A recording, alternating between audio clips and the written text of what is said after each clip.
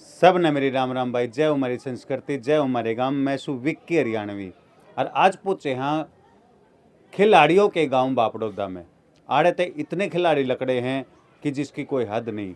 आज जो एक गौरव का क्षण है पूरे गांव के लिए, पूरा राठी खाप के लिए, मेरे गल्या हैं प्रमोद राठी जी है, मेरे गल्या बापड़ौदा के सरपंच और युवा के जो हैं इनेलो के जिला के प्रधान हैं। राम राम जी राठी साहब। राम राम भाई साहब, बहुत बहुत और आपके चैनल के सभी दर्शकों को मेरी तरफ से ढेर सारी शुभकामनाएं और ढेर सारा प्यार। मेरे गले हैं हितेंद्र कुमार। नमस्कार, मैं हितेंद्र कुमार, आप देख रहे हैं सबकी खबर टीवी। आज हमारा जो विषय है वो राजनीति के साथ साथ एक अलग हटके विषय है। जिस विषय की बात करूं तो ये विषय है गौरव का, विजय का, आशीर्वाद का। हमारे बापड़ौदा गांव में हैं आज हम। जज्जर डिस्ट्रिक्ट का गांव है बापड़ौदा और बापड़ौदा गांव मशहूर है खेल से।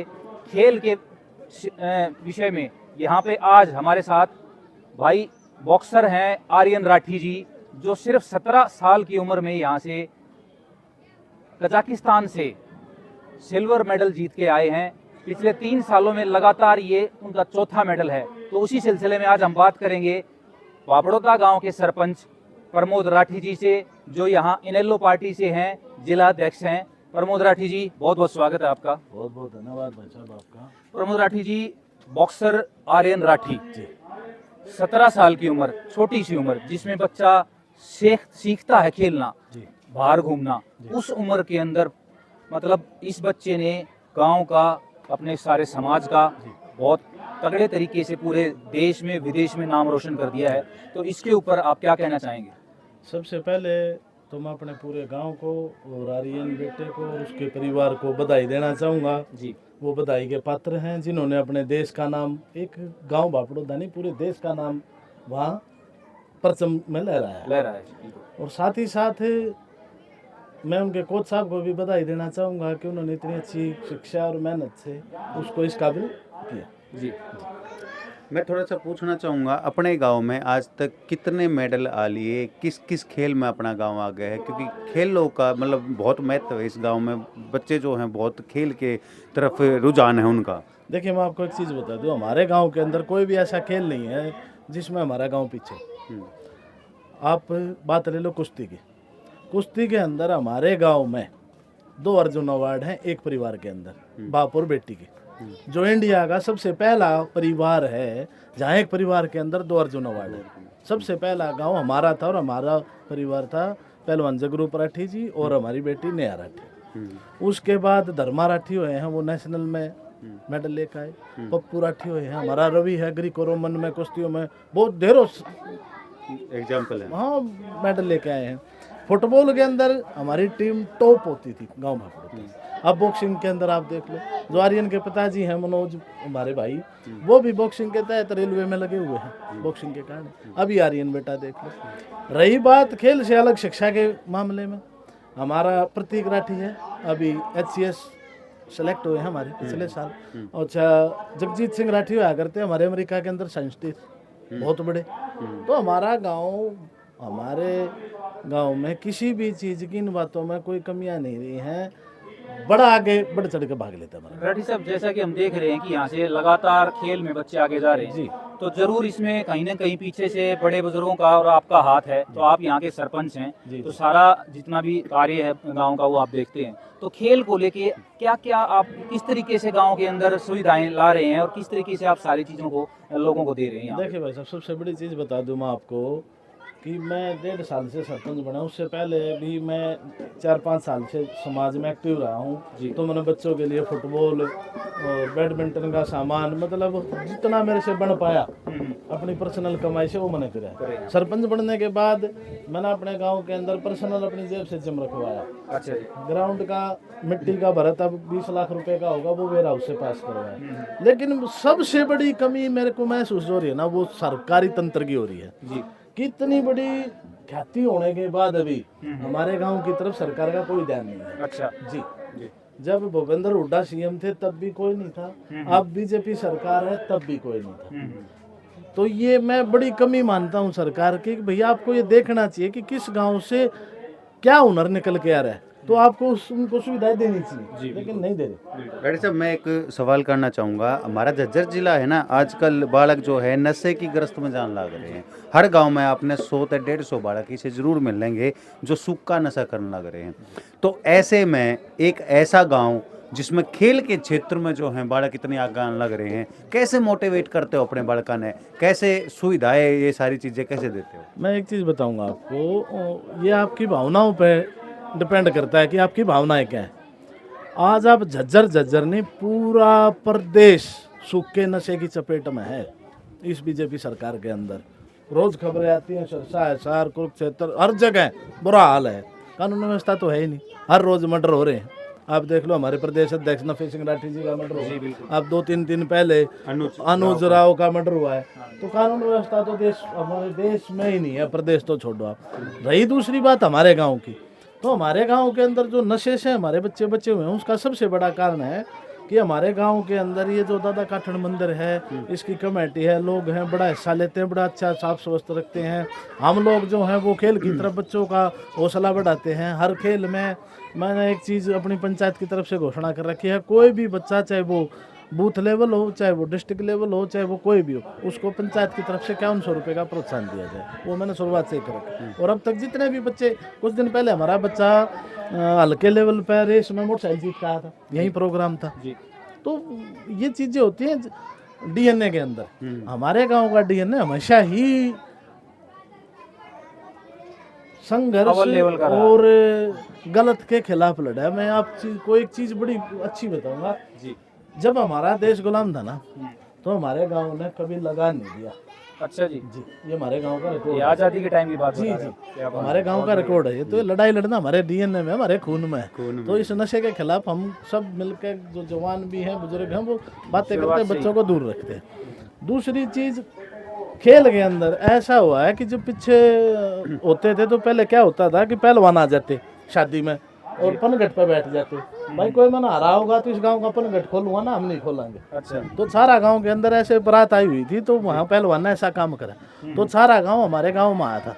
हमारे दादा हुआ करते उदय सिंह पहलवान जी, वो गए, सुल्तान पहलवान जी 3-4 बार गए हैं, जो हमारे सारा गाँव का पानी खुलवाया है। उस पहलवान को हरा कर फिर हमारे गांव में हमेशा ही है। और मैं तो बड़ा अपने आप को भाग्यशाली समझता हूँ कि परमपिता परमात्मा ने इस गांव में जन्म दिया है। रेड्डी साहब, एक क्वेश्चन मैं पूछना चाहूँगा कि जैसे अब बॉक्सर अपने आर्यन राठी भाई हैं, छोटे भाई, वो सिल्वर मेडल जीत के आए हैं अंतर्राष्ट्रीय स्तर पर, तो उसके लिए सरकार से आपकी क्या उम्मीदें हैं और कितना आप उसके लिए प्रयास कर रहे हैं कि सरकार उसके तरफ ध्यान दे और वो और ज़्यादा से ज़्यादा गांव का और पूरे देश का नाम रोशन कर पाए? मैं सरकार से प्रार्थना करना चाहूँगा कि ऐसे बच्चों को बड़ी सुविधाएं देनी चाहिए सरकार ने। अच्छे कोच, अच्छे खेलने के साधन, इनकी डाइट वगैरह, उनको प्रोत्साहन करना। सरकार को इन बच्चों को, कोई MP है, MLA है, वोट मांगने आ जाते हैं, लेकिन जब ये काम होते हैं ना, वो नहीं होते।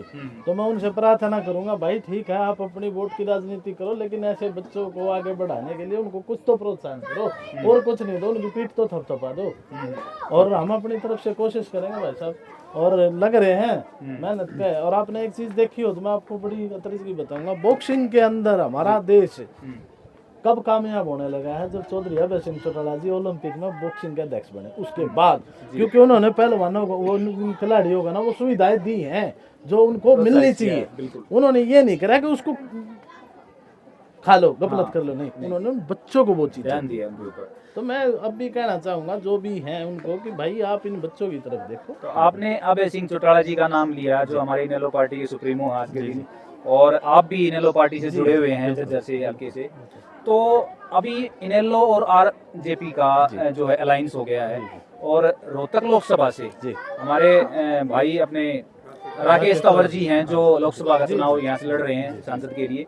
तो क्या लग रहा है आपको प्रमोद भाई की कैसी सिचुएशन है और किस तरीके से कार्यकर्ता काम कर रहे हैं और कहाँ आप उस चीज को देख रहे हैं आज? मैं आपको एक चीज बता दूं, राजनीति के अंदर परिस्थितियां ऐसी चीज हैं जो समय रहते बदलती रहती जी। कुछ समय था जब हमारी परिस्थितियां बड़ी नाजुक थी जी, लेकिन जो हमारे नेताओं का एक काम करने का तरीका है और जो उनकी नीतियां हैं वो बड़ी स्ट्रोंग हैं, वो डगमगाने वाली नहीं है जी। हमारी पार्टी की नीतियाँ चौधरी देवीलाल की नीति वही चलती आ रही है। हमारी नीतियाँ किसान का मेरा, आम गरीब जन और सबको एक समान देखना। चौधरी अभय सिंह चौटाला जी ने जब जाट आंदोलन था तब भी खड़ा हो गए, स्ट्रॉन्ग लड़ाई लड़ी थी। जब किसान आंदोलन था तब भी उन्होंने मात्र एक विधायक थे हिंदुस्तान के अंदर जिन्होंने किसानों के लिए इस्तीफा दिया। आप जीवन में कभी भी त्याग कर लो भाई साहब, वो आपको उसका फल परमात्मा देगा। और आज उसी त्याग का फल इंडियन नेशनल लोकदल पार्टी को भगवान और ये भगवान रूपी हरियाणा प्रदेश की जनता वो देगी।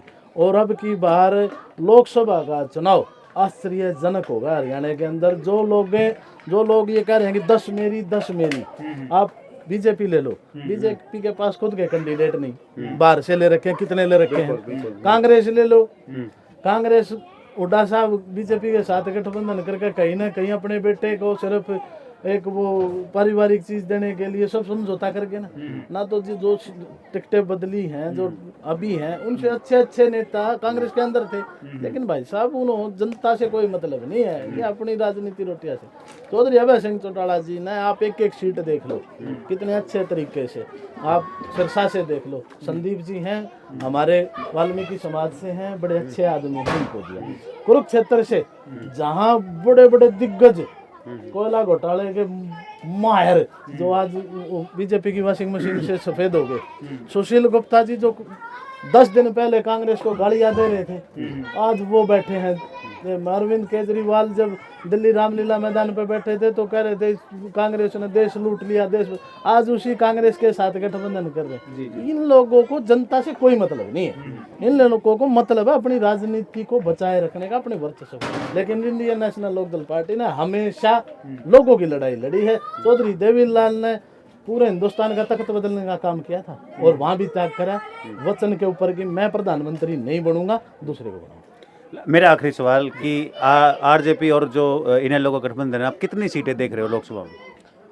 भाई साहब मैं आपको एक चीज बता देता हूँ, अचंभित परिणाम कोई सोच भी नहीं सकता। तो रोहतक में आप त्रिकोणीय मुकाबला देख बड़े बड़े जो दिग्गज है ना, पसीने आए हुए। कांग्रेस पार्टी रोहतक के अंदर मेरे से बड़ी बार बार संपर्क कर रही है। अच्छा, भाई साहब मदद कर दो, ये भाई किस लिए मदद कर दें, कोई कारण बताओ। आप किसानों के साथ हो, आप जाट समुदाय के साथ हो, आप किसी खिलाड़ी के साथ हो, आप किसी कर्मचारी के साथ हो, आप ये बताओ होए किसके साथ।